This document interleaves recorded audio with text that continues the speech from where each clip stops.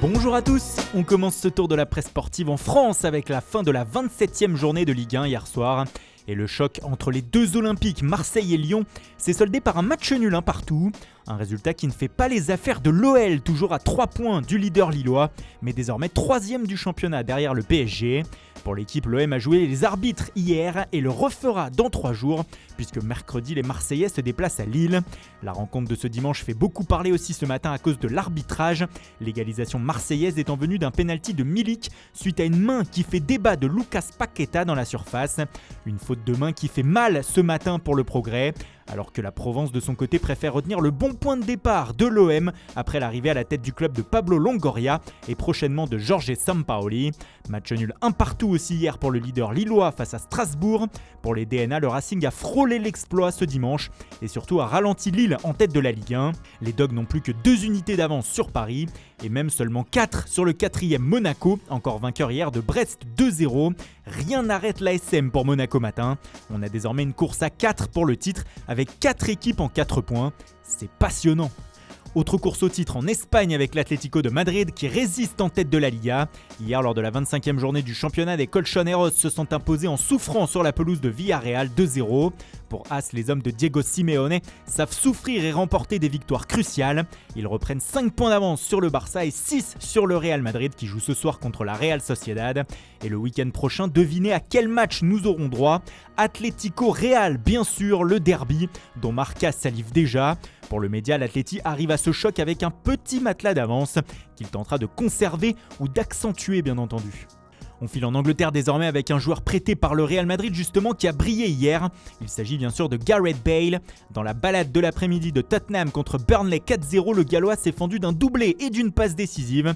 Critiqué depuis quelques semaines, Bale semble revenir en forme en ce moment et le supplément du Times The Games s'en amuse. Vous vous souvenez de moi ? Demande le média à la place de l'ancien madrilène. Sur ses 7 derniers matchs, le Gallois en est à 4 buts et 3 passes décisives.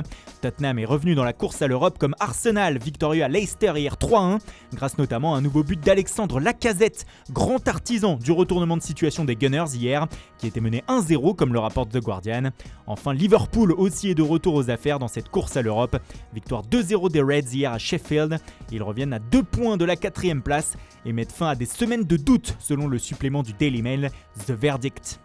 Mais l'affiche de cette 26e journée de Premier League opposait Chelsea et Manchester United ce dimanche après-midi.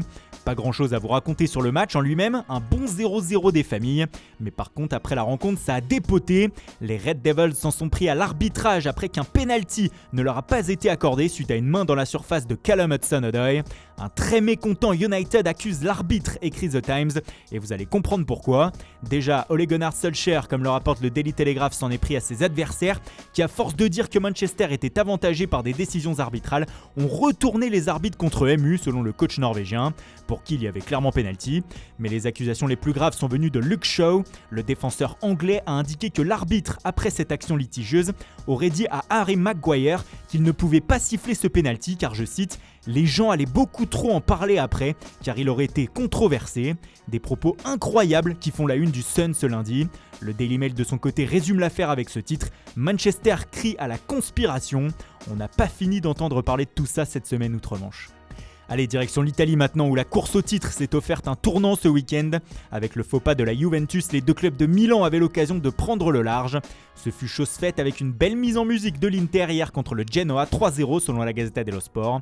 Et un festival en soirée de l'AC Milan, victorieux sur la pelouse de l'AS Roma 2-1. 4 points séparent toujours les deux rivaux après 24 journées. Mais le Corriere dello Sport a quand même son favori, l'Inter. Pour le média, il dispose sur son banc de San Antonio du Scudetto, qui pourrait mener les Lombards à leur premier titre depuis 2010. Le tout au nez à la barbe du tenant du titre, la Juventus repoussée à 10 points des Interistes ce lundi. L'Inter s'en va, court maintenant Pirlo, s'amuse tout au sport ce matin. Le journal qui révèle que cet écart, ce gouffre, ne plaît pas du tout à la direction du club qui aurait mis une grosse pression sur le coach italien. Elle aurait demandé à Pirlo de changer de braquet et d'enchaîner les victoires sous peine de voir son poste menacé.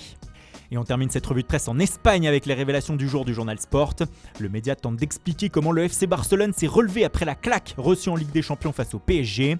Le quotidien explique que les joueurs se sont réunis et ont décidé de passer au-dessus de cette humiliation pour faire un pacte afin d'aller chercher la Liga et la Copa del Rey en fin de saison. Ils se sont aussi mis d'accord avec le coach Ronald Koeman sur les changements tactiques à opérer afin de retrouver de bons résultats. Cela a marché à Séville samedi et désormais les Blaugrana se sentent pousser des ailes dans la course au titre, mais aussi très fort afin de renverser la situation mercredi en demi-finale retour de la Coupe, toujours face aux Sévillans. Pour rappel, les hommes de Julen Lopetegui l'ont emporté 2-0 au match aller. Voilà, c'est tout pour aujourd'hui. Merci pour votre fidélité, bonne journée à tous et rendez-vous dès demain matin pour une nouvelle revue de presse.